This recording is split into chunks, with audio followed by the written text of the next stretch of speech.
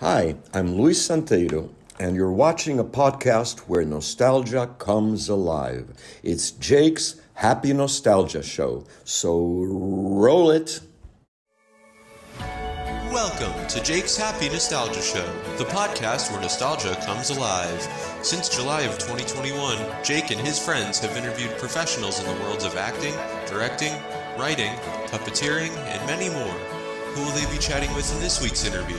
Find out in this Jake's Happy Nostalgia Show episode. Hey everyone, welcome to this episode of Jake's Happy Nostalgia Show, where nostalgia comes alive. Thank you for joining us. Happy to have you here as always. I'm your host, Jake Deffinbaugh, with you as always, our co-host, Chris Bixby, and Matt Bingel. How you guys doing? Doing good. Doing good. Hi, everybody. How you doing, Jakey? I'm doing great. Thank you for asking, Matt. Matt, what do we have for today? Once again, glad you're with us, folks. Today's guest is a director and producer. He worked on Sesame Street starting in 1971, then as a post-production supervisor from 1973 up until 1982. He also directed the Sesame Street and Puerto Rico episodes back in 1979, which he was nominated for an Emmy for. Wonderful. He's also worked on another children's television workshop program, 321 Contact, also an associate director on the specials Christmas Eve on Sesame Street and Big Bird in China. Nowadays, he's a media consultant of Terra Associates, now known as Ozzie Alfonso Media. Please welcome Ozzie Alfonso. Welcome, Ozzie. How you doing? I'm fine. I am also known as just plain Ozzie Alfonso, not media or whatever, I will. Ask me the first question. Go ahead. Very well, very well. I kind of introduced you a little bit, but could you tell our audience a bit about yourself and what you do a little bit? All right, so I'll begin with the beginning. I was born in Cuba, as I think at least one other of your previous guests and have been. And in 1953, when the elected president was deposed overnight and the dictator Batista came in, my father, who was a local politician and a bookkeeper and all that, said, I'm having none of this, So of course he was told to sign an oath, and he would keep his job. And he said, I'm not signing any oath. And so he had to leave. And then he said, well, I'm going to get out of the country. So that was before Castro now. So he came to New York and he got jobs as a waiter, a dishwasher, whatever. And then he was able to raise enough to get my mother here. And then about 2 years after that, my grandma that lived with us, my maternal grandmother, came with me. So I've been in New York since I hate to tell my age, but since 1955, which is as old as your parents are. And I've always been kind of a shy guy, I don't really, I don't appear to be, but I'm kind of shy. And so when I went to, in high school, I began to not perform on stage or anything, but I became the photographer of the school paper and the yearbook and all that. And that got me into the whole cinematography thing. And then from there, I went to college and I majored in speech and theater. And the speech was the therapy, a part of speech and all that. And the theater was the acting on the stage, and we put on all kinds of plays. And I realized that I really didn't like acting, and I really didn't. I hated when people came after the show to the dressing room and said, "Oh, you were wonderful, Ozzie." I hated that. No, I wasn't. I was just doing my job out there. So that was that, and but I realized that I really liked directing because my grandma always used to tell me stories every single day, and if she didn't know one, she would make one up, and I'm sure she made most of them up. But I like directing because I was able to shape the story and not be seen by anybody. I was behind the scenes, and so that really got me going in college. And then when I graduated from college, I realized that where do I go now? I like film, I like TV, and I couldn't afford to go to UCLA or someplace like that. It had to be kind of local. Right. And so I went to Brooklyn College for graduate school. And that's where I learned TV and blah, blah, blah. I had had a radio show on the college FM station since 1970. No, since 1960 something, and then that's where it was my own show, me telling stories and the whole thing, and then would play the music, and I realized that most of the stuff that I know about TV and film, I really picked up on the radio. You know, I picked up a sense of timing, of how long things should be, and how to connect one topic with another, to segue from one to another. So in graduate school, I was learning TV, and I was doing some, like the rest of the students, just independent individual films, and just in the field, and then in the studio with three cameras, and there was an alumnus there, and an alumni, no, alumnus, another student, who was, I think, a year behind me. And one day, her name is Lynn Klugman.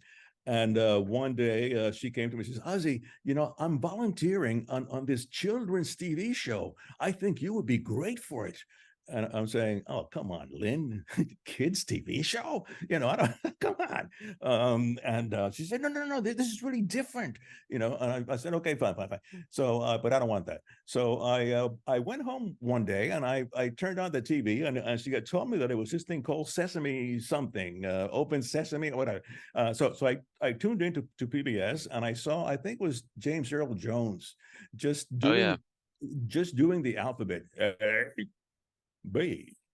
That's I right. said, Yeah. "Oh, God, this is not a kiddie show like I thought it was, you know." So I called Lynn back, and I said, "Hey, Lynn, can I get in there?" So she said, "I'll get you an interview, Ozzie." So I got an interview, and they were looking for what is called a post-production supervisor, and that is in season 2 of Sesame Street, the 1970, 70, 71, around there, in season 2. And so I didn't even know what the hell a post-production supervisor was. I remember one day I was on the wings of the studio, and I hear John Stone, who was the director and the producer at that time, and he's also my mentor. I remember him just after a Muppet bit saying, "Okay, we'll do a pickup there." And I asked Lynn, "Hey, Lynn, what is a pickup?" And he says, "Ozzie, shut up. That's your job." You know, so I said, "Oh, damn. Okay." So I learned what a pickup was, and I learned, you know, how to supervise. And that came very quickly. And I really enjoyed editing for a long time. And from there, since the editing became a union job, the DGA, the Directors Guild of America, I sometimes could do other DGA things like stage manage, and an associate director right next to the director in the control room. And eventually I began to actually be the main person as a director. And that was a lot of fun. I mean, nerve-wracking, but it was a lot of fun. So I did that for a while, and then I remember John Stone one day came to me and said, "Hey, Ozzie, we're doing," and this is after we have done Christmas on Sesame Street, and I think Big Bird in China was before this also. So we got along very, very well, although he got along well with everybody. So he says, you know, they're going to do this shoot in Puerto Rico. Do you want to do it? Because he was supposed to be the one to do it. And I said, of course, I would love to. So I went to Puerto Rico for the first time in my life, and I scouted the whole island looking for like a plaza and the whole kind of stuff. So I went there, and that was really, I think, the first time that I really had done directing in a big scale, you know, like that. But then along came the 1980s.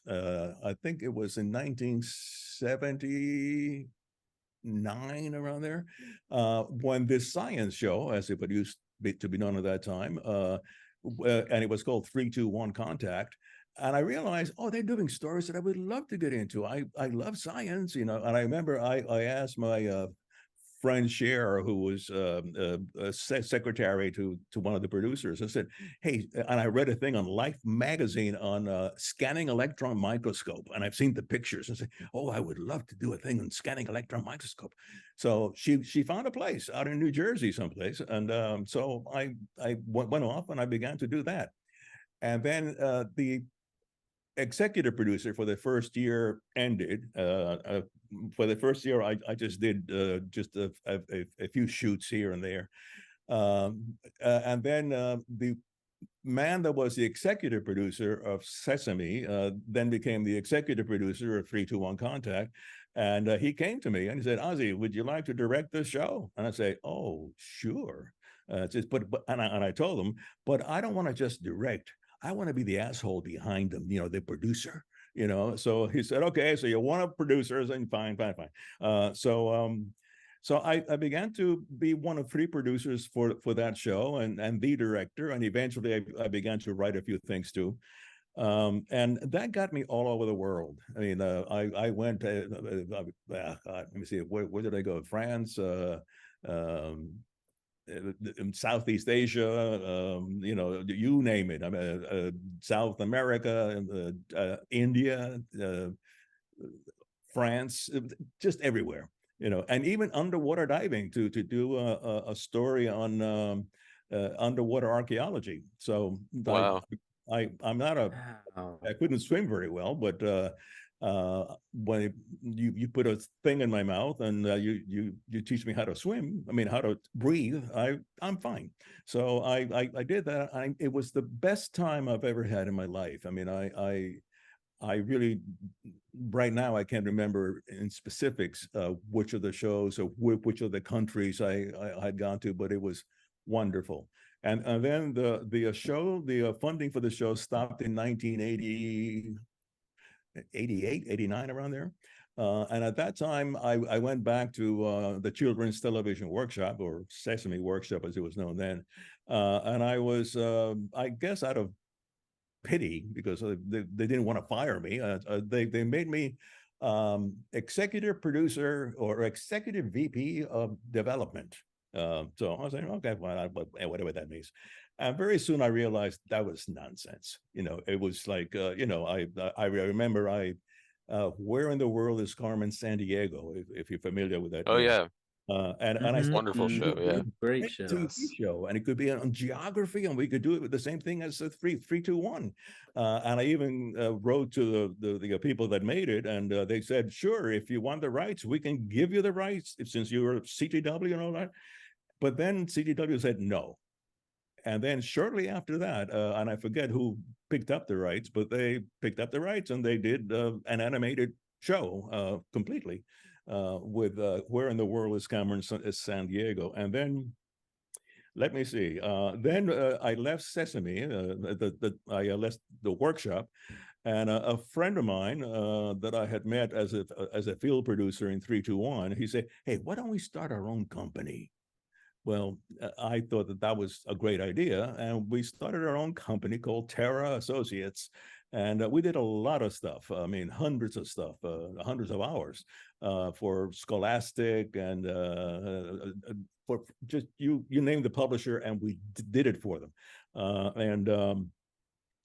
That lasted from 1990 until about until 2004 or so, when my partner said, I don't want to do this anymore. And I said, oh, damn. Then there was Tom, who had been working with me since 3-2-1 Contact and the whole thing. And I said, Tom, would you like to be my co-executive producer? Because I really don't want to be bothered with all this stuff. And he said, sure. So we changed from Terra to, what the hell did we call ourselves? No, I think it was Ozzie Alfonso Media or something like that. And we still did a whole bunch of shows until my partner, Tom, said in 2006, I think, Ozzie, I don't want to do this anymore. I want to get involved with being a money trader and that kind of thing. And he left. And of course, I was left with nothing, and that was it. Yeah, I tried to keep it alive, but it was just no fun anymore. And since then, I began to teach. I taught at NYU for a little while, and then I worked at St. John's University here in Queens from forget about the 19s, from 2005 5, and I was a teacher of TV and film and writing and all that. I really loved it until 2019. And then I decided with my wife, we were going to see the world. Let's go to New Zealand. Let's go here. But so I quit, and then COVID hit. So we never went to New Zealand, not yet. Since then, I've been doing nothing except for this. What else can I tell you? It's just right now I've been involved with an experimental project that people from the workshop put together, and I'm one of 5 people, or 5 or 6 people from the workshop that are involved in the development of this, and it's a intergenerational communication, and we call it 3G, from senior to teen to preschooler. And that is someone like us would, based on a Sesame Street segment, which we have seen and we know exactly what we want to talk about based on the segment, and we get in touch with a teenager or a high schooler or whatever, and we chit chat and we trade ideas, and then based on that, the high school kid then gets in touch with a preschooler or kindergartner or whatever, and tries to communicate that with that person, and that is wonderful because we've done 2 pilots already, and like everybody seems to enjoy it, and everybody seems that they feels that they have gotten something out of it. Even the little kids, they got to talk to a teenager that they never do, and a teenager got to talk with an old person which, forget it, except for my granddad, they never do. So that's actually what I'm doing now, and that besides just being in charge of a neighborhood photography group, and I used to direct stage plays for the neighborhood too, but I don't do that anymore. So that's it. And right now I'm just talking to three guys here that I don't know anything about. So, in terms of Sesame Street, even though it was still kind of new and fresh, were you familiar with the show at all, or with the whole Muppet kind of concept? I really wasn't at all. I mean, it like I said before, it wasn't until Lynn told me about this show, this kids show, and to me, a kids show at that time was Howdy Doody or Romper Room or something like that, which I didn't. Right. So until I watched that first show and I saw what it was like, I said, "Oh my God!" And I really didn't know anything about the Muppets or anything. I just got in there blind, so to speak. Definitely. Interesting. So I'm curious, do you remember your very first directing job for Sesame? Oh God, it was just a daily thing, just I don't remember the first thing that I directed. I mean, it was in the studio. And I also did some of the shooting for the opening, which we were re-editing over and over again from the original montage of shots. So I did a few of that, and I remember went out to California to scout a location so we can shoot the opening in part out there. And I did a shoot with Barkley, the dog. Oh yeah, I love Yes. Barkley. Yes. And, Yes, love Barkley. Brian Meal was the dog inside Barkley, and and that was a thing where Judy was one of the writers, and she wrote this thing saying, and Barkley has a dream, and in the dream, he dreams that he's in a bucolic world, and then it ends. So I saw that script and I say, well, why don't we dream? So why don't we do that Barkley falls asleep, and then in his dream, he decides to fly, and so Barkley flew, and we shot it in Central Park here in New York, and that, I mean, I like Brian afterwards, Ozzie, you know what it's like to jump around, like you having me jump around in the park, with all the hills and things, so that was that, and I liked that. I think a lot of people liked it, and then after that we went to Hawaii and with Buffy Saint Marie. Oh yes. So we did a whole bunch of remotes, and New Mexico was another one, and So you name it. I mean, but the first thing that I directed, I really don't know because it was, what was it, on a Tuesday afternoon? I don't know. I don't remember exactly what it was. There were some things that I did. There's one thing that I remember doing was Detective Grover. Oh, And yes. with Oh, the yes. wind. And I remember that because my AD, the associate director, was my good friend Ted May, and the floor manager was Andy Bamberger, also a very good friend. So it's the three of us together. And that particular bit called for a lot of action, live action in the studio. Like the wind would begin to blow, and then you would see things outside, like trees going past the window and the door slamming. And Andy did all that. I mean, Andy was the one that had to cue everybody in the studio in sequence to do the whole thing. And I still have a bit of that thing someplace. But that was these are things that I do remember doing. I don't recall again the first one I did. I don't know. Hmm. I'll take a breath now. Definitely. So I'm kind of curious. Are there any episodes or inserts you directed for Sesame that kind of like stick out as some of your favorites? Again, that's hard to tell because there were so many things because in the show it's broken up into segments, and in those days the Friday was the Muppet Day, and we wouldn't be on the street at all. We would be over by the limbo set, and with the wall there for the Muppets to appear behind, and so that was, if you know that you had to direct on a Friday, you knew that it would be with the Muppets. And if you had to direct on a Tuesday or a Wednesday or whatever, you knew that it would be on the street with whatever. And you didn't really know if you were going to have a guest star on the show or not until you read the script and whatever. So it wasn't anything that was that specific and that to me anyway, not that well to recall what was the first, the second, and all that. Let me see. Well, I remember stuff that we did with Joan Collins. What that's a singer, right? Yeah. Yeah. Okay. She sang. I don't know what she sang, but we went out to a beach here in New York, and I remember being there, and the only reason I remember is because I have a picture of it, and that's why I take pictures today with my phone, and no matter what day it is, I shoot the picture to remind me. But I was out there, and I remember just shooting Big Bird, running by the beach, and I remember.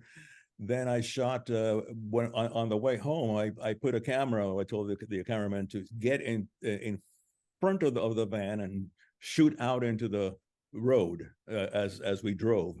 And he did that, and then that became like the background to the credit roll for a long time. So that was that.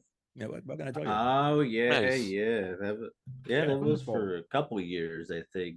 Yeah. Trying to remember what it was, 78, I think, 78 to 80, I think. Because I know the Barkley one was used for a long time too.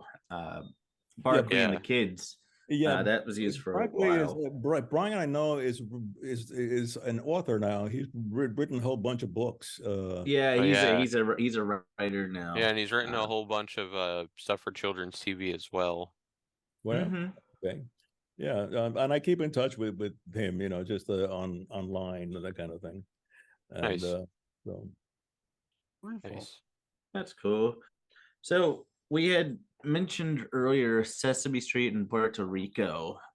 What was it like directing that and being, how do I say, remote with Sesame Street? Because we had mentioned Hawaii and New Mexico. Like this is even more rare now than it was back then for Sesame.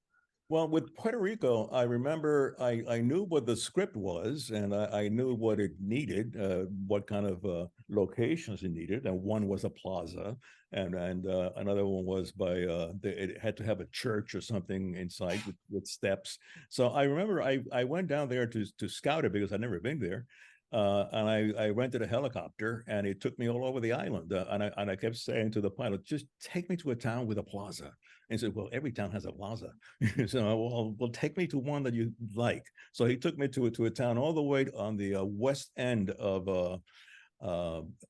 the island, San German, and he said, okay, there's a plaza, and there's a church with steps and the whole thing, and there's the greenery and blah blah blah blah, and then there it wasn't too far from the water, so I could also shoot the stuff there. So I decided that that's where we would be shooting the entire thing. There was no need to go anywhere else. So, and also the relatives of a person that I was good friends with at that time lived in that town, and they had a house.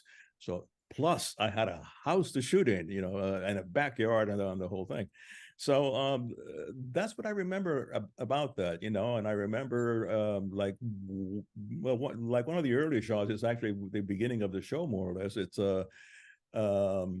Sonia and Olivia in the bus, and they're looking at the island, because they're from New York, so they've never been to this tropical island before. And I remember that, and I remember just shooting stuff of the bus external. That was like the beginning of it, and then we went to San German, and that's where we began to shoot in the backyard, because it turned out that it was Maria's birthday. I remember that was in the backyard. And then and we began to shoot inside the house just briefly, which was a house on a stilts almost, because it was on the edge of a hill, and the house was here with things, and we were inside the house. And I remember at one point, Big Bird ducked his head, and he got into the door inside the house. And believe it or not, the floor to that house buckled. I'm saying, oh my God, I don't believe this. So, but the people were really nice. They said, well, that's okay. It's I said, has this happened before? He says, no. It's fine. So I said, fine, okay, fine. So that's what I remember about that. It was a lot of fun. But again, it's like, for me anyway, directing is fun. Is just telling the story the way I see it, and it's always been like that, and I'm happy for that, and I miss it too, which I also miss teaching with the students, because as I told you before, I taught in college for a long time, from 2008, I think, until 2019, and I miss the students tremendously. I still keep in touch with them, just because I miss that thing of just getting to know the students. And I was also in charge of the TV club in the college, so that was an extra day of work for me. Nice. But I just loved it, and I miss everything. Absolutely. And you also worked as associate director on as we mentioned, Christmas Eve on Sesame Street. Yeah. Wonderful special. Yes. Can you share any stories from that special? Yeah, well, I there's a letter afterwards that John Stone, who directed it, wrote to me, which is unusual. Well, this is in the days before email and that kind of thing. But I think the letter, which I can't find anywhere, but John said, Ozzie, I love what you did with that dance on the ice with the little girl and Big Bird, because that never worked out. The whole dance just didn't work with all the turns and jumps and things. Not one take had it right, but I was able to edit like 2 or 3 takes together, and it flows beautifully. I mean, even today I can't tell exactly where did I cut this. I think there's one place that I can tell, but that's what I remember with that show. And I remember also the shooting not in it was a set of the subway train, and with the cast in it, and that was a set in the studio, and it was a really wonderful show, and I love the music for that show. Just wonderful show. Is that still being repeated every year? Well, I guess not, because a few of the actors are no longer there. Well, I don't think it's being repeated any more, no. But you can still buy it and stream it. I know that you can still Well, I do. think I have it, and I also have a poster in here, a Big Bird in China, which was fun, a lot of fun, to do. Nice. Nice. Definitely. Awesome. So speaking of Big Bird in China, that special was also another that you serve as associate director. What was it like, getting to do that? Repeat again. What was it like? What? Doing Big Bird in China. Oh, well, it was really interesting. I'm trying to remember, did we scout it first? I'm not sure that we scouted it, but I remember we went. And um, at that time, I guess it's the same thing today, because it was a co-production between CCTV, which is China Central TV, NBC, and CTW. So all three of the parties were connected. And when we were there, I realized that the extra person on every set, the extra person inside the little the wagon that we had as the control room, that extra person that I never knew was actually an agent, for the government, And I remember, I suspected that, but I remember one day. I shot a scene, and in the background there were people. This is in Beijing. We're walking around, and then after I said cut. That's a bye, and the person told somebody else to tell me that we couldn't use that take, and I said, but that was a good take. I mean that. Everybody was fine with that, and he says, "Well, no." He says that in the background there are a few people that walked by that they don't want. So I said, "Oh my God," and it's not like I even knew who the hell they were. We didn't pick the extras for the background; it just happened to be there. So I remember that, and I remember the Great Wall of China with Big Bird and the whole thing. And I wish I could remember more details about that, but I do. And I remember the Karst Mountains, and I forget what part of China that was in, where Big Bird was actually in a boat, in a little boat. And Barkley was in the background in the boat also, with a little four-year-old girl that was the co-star of the whole show. And she didn't speak a word of English, but she did so beautifully, just and when we left, I remember when we were climbing to the airplane to go back home, the little girl was up on the railing there, and she was crying, and it touched everybody. It's like, oh my God, we'll never see this girl again, so and she will never, because to her, Big Bird was a real thing. It wasn't, a guy inside or anything. And Barkley was a real dog, so, and so just leaving there, we didn't realize the harm that we could be doing to this little girl by leaving. So, okay. Have I answered any questions here? Yes, I feel like I've heard a separate story. I'm not sure if it was on this show or somewhere else. There was a special that Sesame Street did in '83. It was Don't Eat the Pictures. I think it was at the Metropolitan. I think it was, and Yeah. like they were there all night. Like Yeah, they had themselves. Yeah. I think my friend Ted May was the AD on that show, and I remember the show, but at that time I was with 3-2-1 Contact already. Right. Yeah. And I've seen the show too. Yeah, I say that because there was it was Snuffy and this little boy. I think I don't remember exactly how it went, how the story was told though, but like it was the thing about Snuffy, as past guest Jennifer Barnhart said when we had her on, when Marty puts on Snuffy, you're gonna go and you better keep up. You better keep up. Yeah, definitely. Yeah. Definitely. Well, I remember once in Hawaii when we were shooting there, and the storyline was that Big Bird is there, but he misses Snuffleupagus, and no one thinks that it's real, So, oh, come on, Big Bird, he's not here, and the whole thing. So I had to shoot a few of the scenes without the rest of the cast, with the Snuffy just walking around. I had to find a cave because at some point he walks right through a cave, and I found that and we shot that.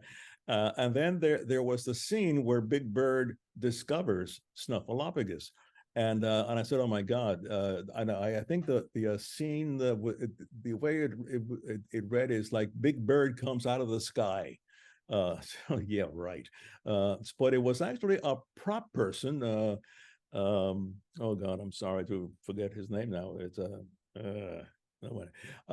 who went to an Air Force base in Hawaii and was able to get a helicopter from the Air Force and was able to get the stuff to hang big Snuffleupagus from.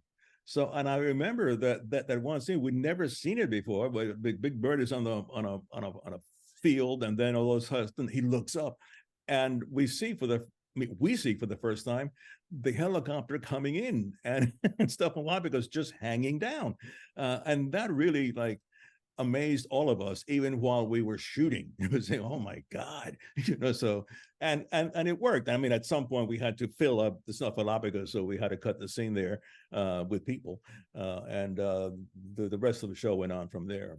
So Definitely. So, who are some of your favorite Muppets or human characters to direct on the show? well, I mean, the one I know the best is Frank Oz. He did Grover, and which is my favorite, and I'm sorry that Kermit is no longer with the show. It's just I miss Kermit. He was a great frog. And but Frank and I we got together outside of the CDW to develop a little company to do shows and all that kind of stuff. But that never went through at all. But it was Frank, and but in a way there's no favorites. I mean, I think you've heard this before, that the whole group, not just the Muppeteers, but everybody backstage and behind the cameras and in the office, we were all friends. It really was a family, that you got together with. I remember the studio was on 81st Street and Broadway at that time. Now it's in Queens and Astoria. But we would go at lunchtime with John and Dulcie, who was the producer, not the executive producer, to this bar just down the street, and we would sit there and have a laugh and drink, and and then we would go back, and so it was just a lot of fun. It was just when I say it's a family, I do mean that, because we would get together after school, so to speak. We would get together for parties and things, and it wasn't like a job that you would expect to be that, to bring the cast and crew together as much as this show did. And I miss it a lot. I mean, I do miss the old show a lot. I mean, it's not the same anymore, but censor that out. Okay, so Yeah. that's it. So now, can you share any celebrity stories from your time working on Sesame? Well, yes. I mean, Pete Seeger. You remember Pete Seeger? Mm-hmm. Mm-hmm. Yeah. Okay. He was a folk singer, and he was very, very popular, I guess, in the '60s and so. Well, he was a guest one. He was like a people's person. He was like a, what was the song that he made popular? This land is your land. What is it? This land is your land. No. Well, my wife is trying to remind me what that was, but like he sang political songs, and he was like the everyday man and the whole thing, and I expected him to just to be the character that he portrayed on camera. But then as he was leaving that particular day that he was in the show, I happened to go over to the exit, and I saw that he climbed into a little Volkswagen Beetle, and that it wasn't even new, and I said, "Oh my God, he's real." It's just like that. I remember so vividly, and so there were other people too. Alina Horn, who I thought was wonderful. She was in the show once, I guess, and she lived not far from the studio, so she didn't take anything home. But I do remember some of the stars that were on the show, and I won't go into who they were, but they had a limousine waiting outside with a chauffeur. And that's why when Pete left, driving his own Beetle, that was like an awakening and realizing that a lot of people are who they claim to be. And that was great. Interesting how we use a Volkswagen Beetle. I just find that so fascinating. Like, you're a celebrity, it's a Volkswagen Beetle. Wow, that's and not a new one at that time. It was like already, scratched up and a little old, from here to there. yeah. Yeah. Yeah, pretty much. On the subject of celebrities, you also got to direct the celebrity segments for the Israeli co-production, Sesame Street co-production, Shalom Sesame. Yeah. Oh wow. Oh, okay. Now you're going to ask me who they were. No, no. No. One was a comedian. Two were a comedian, and the other one was the comedian that died. The woman. Blonde hair. Had a daughter. Oh God. She even took the Tonight Show for a while. She was the host, but not for too long. It's on the tip of my tongue. Yeah, it's not you Joan guys Rivers, is it? Same thing I do.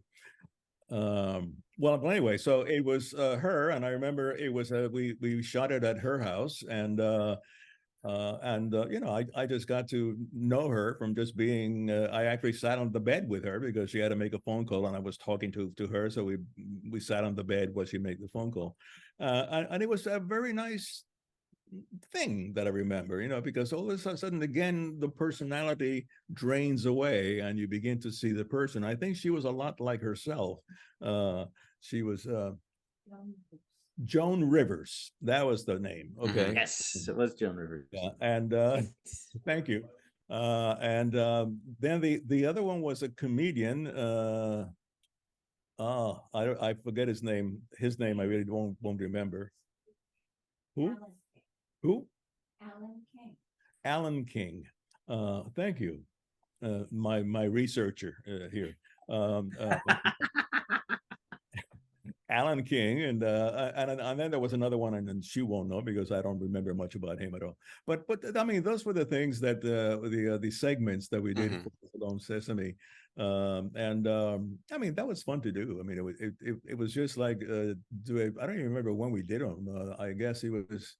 See, the production didn't go 12 months a year. It went maybe 7 months or so, and in between, let's say April and September or something like that, it would be time off, but paid. And I remember during the time off, I once got a job in Austin, Texas, doing this bilingual show, Carrascolendas, and that's where I met Luis Santeiro.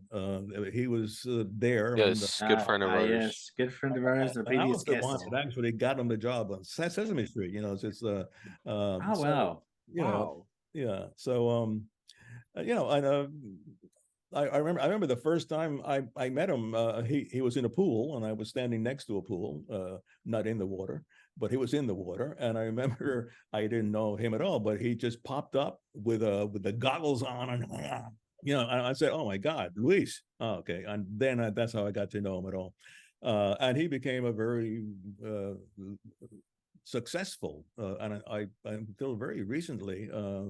The writer for Sesame Street, and also the author of a number of books and stuff like that. And he's going to be appearing, I think, in a month from now, in New York, with one of his sing songs thing.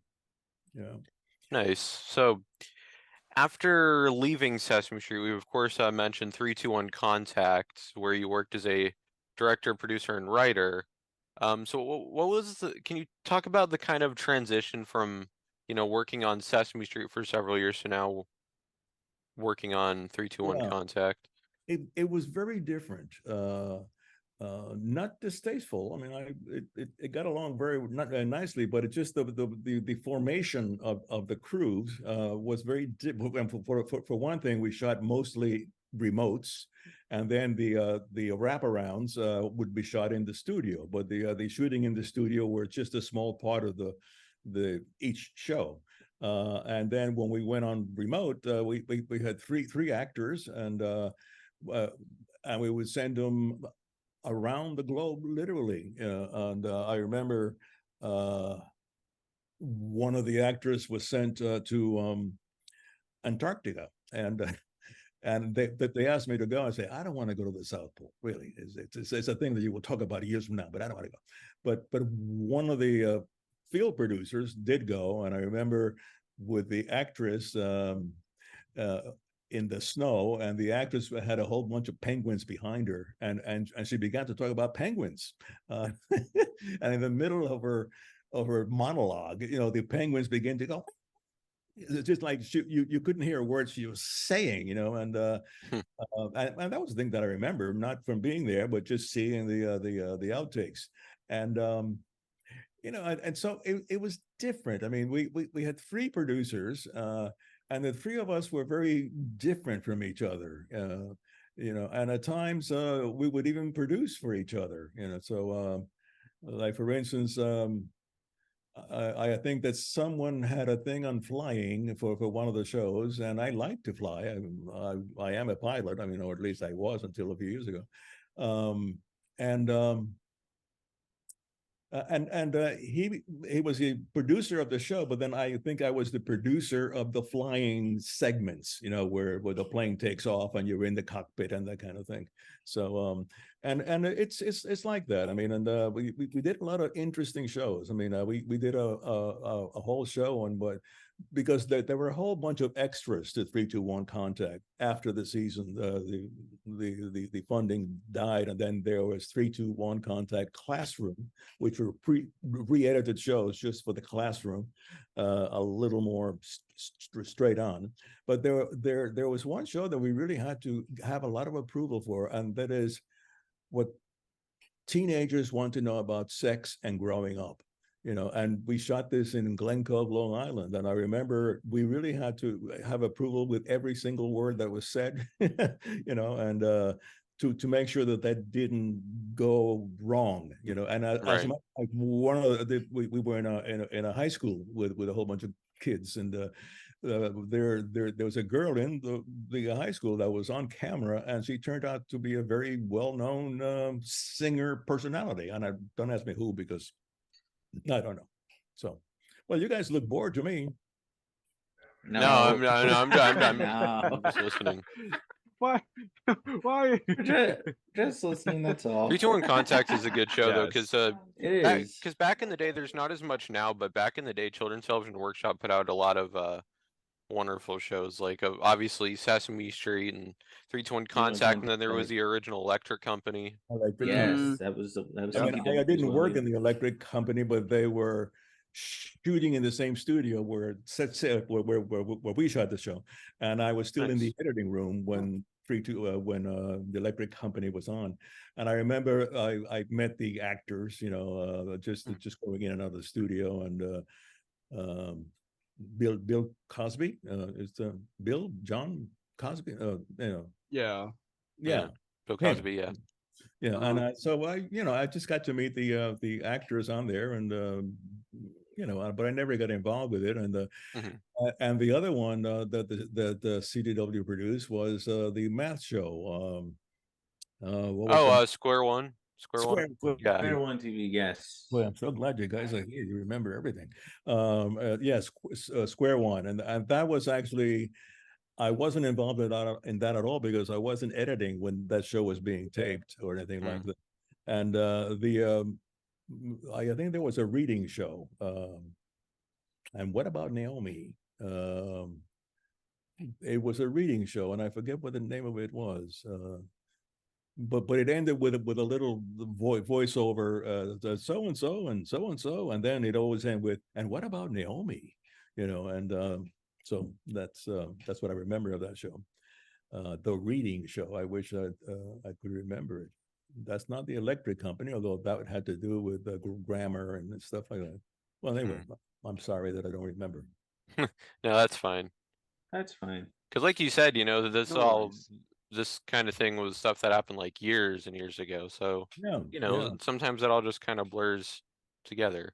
Yeah, because it seems like very, very timeless to you, and it is timeless in general to someone like me, but I don't recall these specific things, just Right. it was all You just like, kind of recall like being there, Being Yeah, there, pretty yeah. much. Right. Yeah, right, makes Mhm. sense. so, Yeah, definitely. That makes sense at all. Yes. So, so now I'm kind of curious. Do you have any favorite 321 Contact episodes? are you talking about me? Yeah. Yeah. Oh, 321 contact episodes.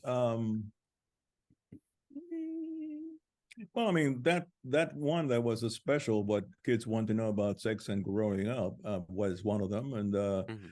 there was another one that we did about garbage. And since people would pick these topics, that the garbage show, and we went to a recycling plant in Maine or something like that, and we actually went through all the rubble of garbage in there, with our actor being the one.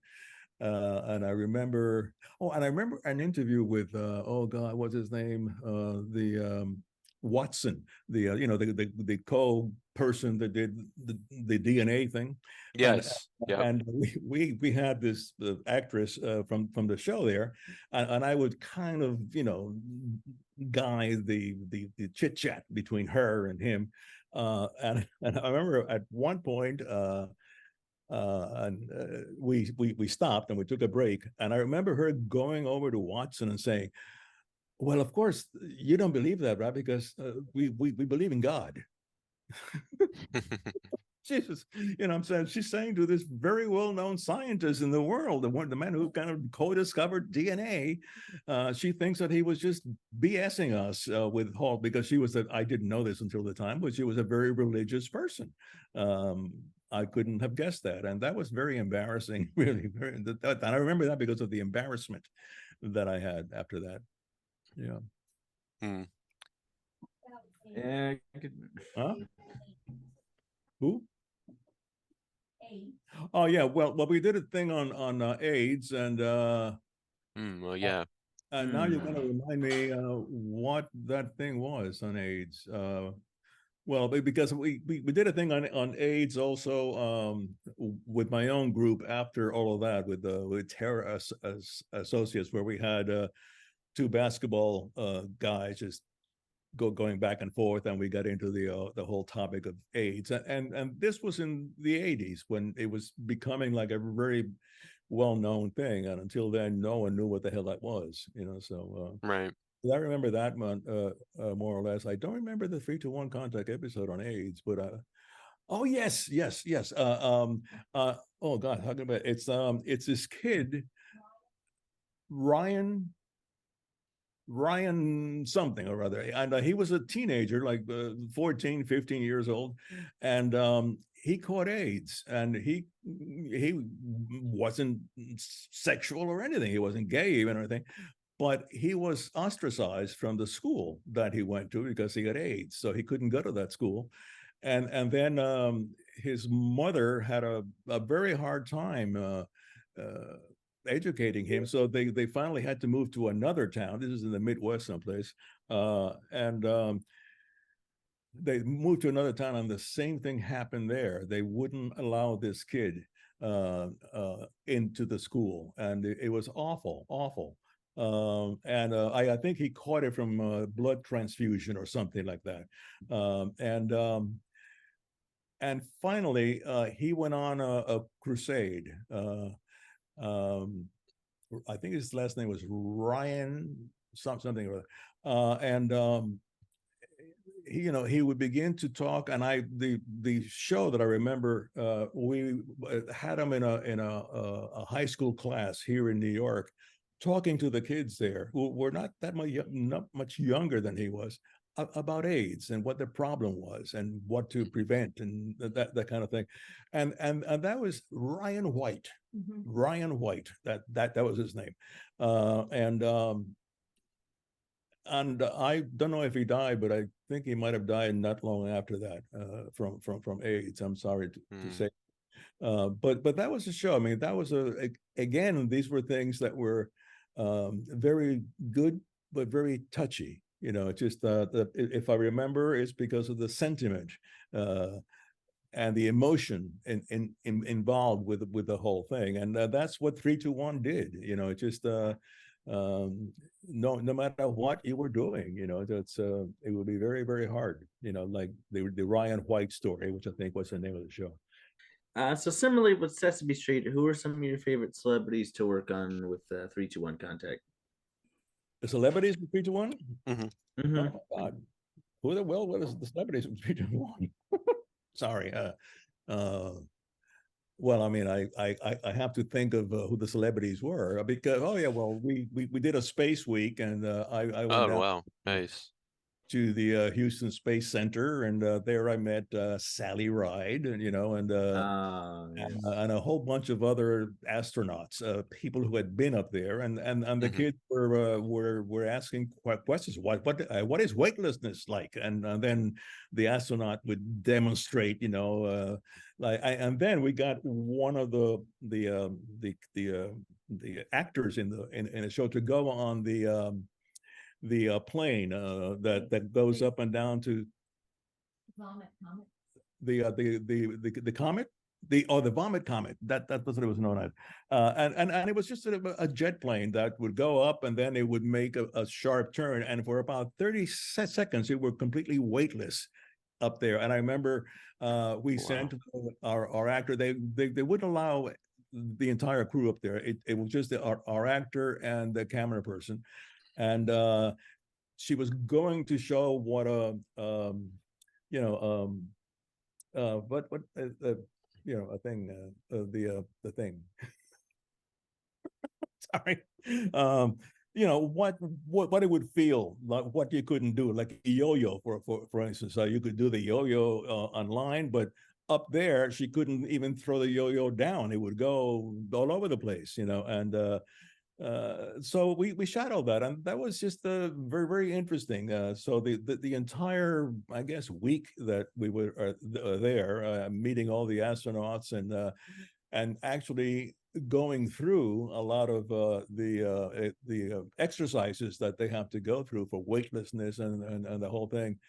It was very interesting, and I remember our actress actually had to put on a spacesuit, and we even have a picture of that with her with a spacesuit on and the whole thing. So it was just a lot of interesting stuff from that show. I mean, and I remember we went to France, and we did a whole thing on communication, which is part of the week on communication, I think it was, and we went to see I think it's the Graph windmill telegraph. And that was something that they used in France in the 19th century, where one windmill would communicate with another one just far away enough to be seen from the first one. And what they would do is they would drop, like the wings of the thing, and that is how they were communicating. Is almost like through code, and so the news could go all the way. I guess is from Germany to Paris in a matter of less than an hour. And that was one that I remember doing because it was so bizarre, and I remember actually being in a place where the windmills were communicating with one another, and another one, is that same week that same week, yeah, on communications we went to the Pyrenees Mountains, where the people would communicate by whistling.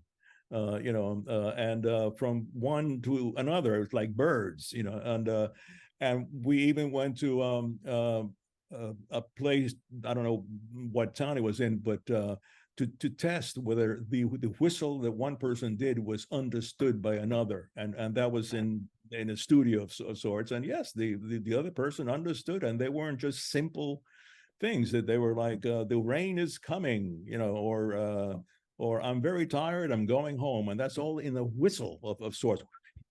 I cannot whistle away, but that kind of thing, and that was really interesting. I mean, like I'm sure that right now you're interested in all these topics, and that was what 321 was. It was just Yeah, because it covered a lot of like different topics, and I think that's what yeah. made it such a cool and kind Yeah, of special show in that way. Yeah. yeah. Are you familiar with the show? A little bit, yeah. Mm-hmm. I've seen clips of it, and it was before my time, but I remember seeing online that it aired on Noggin at one point. Like they would rerun the show on Noggin. Right, right. Okay, I Mhm. remember that. All right. Yeah. Okay, so I'm sorry that I don't have long, lengthy monologues to give you. We're It's- struggling here. it's- That's okay. And you no, it's mentioned okay. traveling to different countries through that show. Can you share any memories from kind of doing that? Well, we went to what is the country in Southeast Africa, Southeast Asia where we went? Well, let's say New Guinea. No, it wasn't New Guinea. It was the island right next to New Guinea, and we went there to an orangutan halfway house, and these were orangutans who had been in zoos and stuff, and they would be brought there to be put back into the jungle. And I remember we shot the orangutans, who turned out to be the most lovely humans I've ever met. And I remember one, a female or a big female orangutan who didn't have an arm. She didn't have. She only had one arm. And at one point, she began to grab me and pull me into the bushes. And I thought she wanted to play with me. And then our sound man said, Ozzie, she doesn't want to play with you. She wants to do something else. So they, as punishment, they put her into the jail, the jail. And at one point, I went over to her, and she extended her hand through the railing, and actually shook my hand. And it was like, oh my God, just like, that's why I really trust animals. I mean, animals, day by day, you begin to realize that they have a lot more cognitive than you think they do, and it isn't just to eat. Like elephants are fantastic. And I met a few elephants too. But I even have a picture of the handshake from the orangutan, because it was eye contact. She was looking into my eyes with her hand extended, and she had kind of a sad face on her. So I'll send you that picture, because I do have that. Nice. Okay. Very, very fascinating. Moving on from your work with Children's Television Workshop, you would brought up the bilingual PBS series Carrascolendas earlier on. Yeah, I hate to talk about that, because I really wasn't very happy with that show. I mean, I went down there to I guess to produce it or direct it or something, but I just didn't like the content of the show. It was just it was in Austin, Texas, and what I got out of that show is the people that I met down there, who have become very lifelong friends. So but the show itself, I just and I even told the producer, I don't think this goes, because I felt that the male female thing was a little too static. Like the females were always inferior to the males, and not on purpose, but in appearance and in the way that the writers wrote the characters. I didn't like that at all, and they weren't paying any attention to me. So I said, well, the hell with this. I'll go back to New York, which I had to do anyway. So Right. Do you also direct an NBC baseball special, The Game and Its Glory? What's it like getting to do that? oh my God. The Game in Its Glory with Donald Sutherland, and that the people from the baseball commission or whatever, they were like you guys. They knew me and the reputation and the whole thing, so they asked me, would you direct this show? And I said, well, it's not a DGA show. I mean, I am in the Directors Guild, and he said, well, it's with Donald Sutherland. And I said, oh, well, to work with Donald Sutherland, how can I turn this down. So Right, like how could you say no to something, Right, to an exactly. opportunity like that? Yeah. Right. So I did the show, and I remember we drove upstate to the baseball museum in his car, just and he was going very fast on the highway, and he's from Canada mainly. So I said, "Do they drive like this in Canada?" He said, "Well, yeah, I'm not going too fast." I said, "Oh, yeah, you are. You're way over the speed limit." And I was afraid we were going to be stopped and get a ticket and the whole thing, but he wasn't. So I directed that show. And I remember editing that show too. And it was my bad luck that show was nominated for an Emmy, and it won. And immediately the Directors Guild of America said, "Ozzie, that wasn't a DGA job." And I had wished that it would stay as a background show that no one cared about.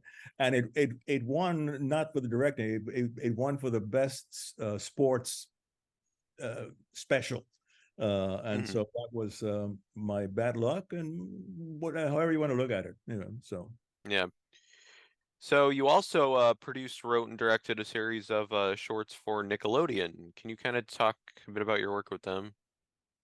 Oh God, that's true, and I have seen that with my whatever I did for Nickelodeon, I did very, very early on in their existence. My friend was in charge of the Nickelodeon when it was still out of New York. It was Pinwheel? Hmm? Or are you talking about like the original Nickelodeon and a Pinwheel? Yeah, it was premiering not in New York or on the, well, I think it was on the web, but it was in Ohio. And what I began to do with them, and I talked with my friend, and she said, "Well, sure, that would be good." I said, "Well, like I can do short segments, on this and that, and this and that." So I did a whole bunch of them for that early Nickelodeon stuff.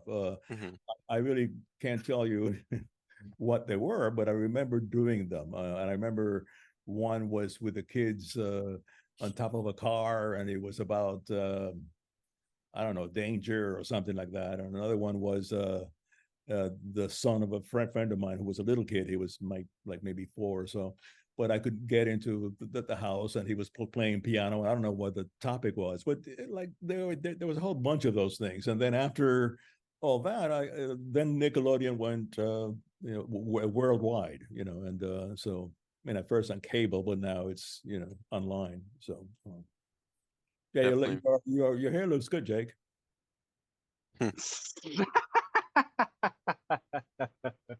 Well, yeah. I wish I could do that,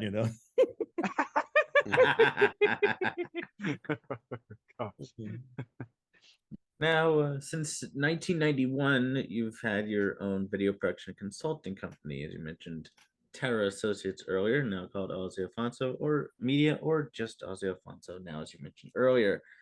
Could you share how that was created and the work the company does? Well, with Terra, we did a lot of stuff for Scholastic, the publisher, and we did a lot of stuff for them.